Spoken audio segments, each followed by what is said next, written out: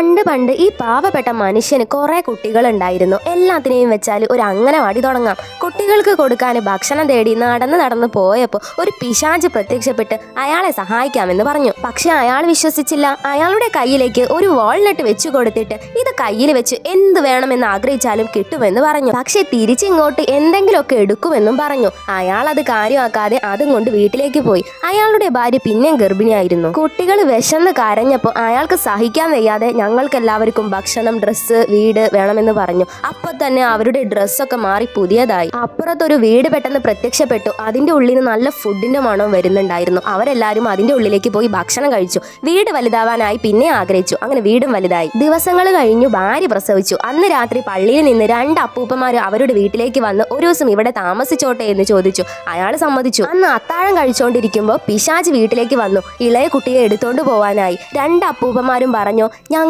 ദൈവങ്ങളാണ്, നിങ്ങളെ സഹായിക്കാൻ വന്നതാണ്.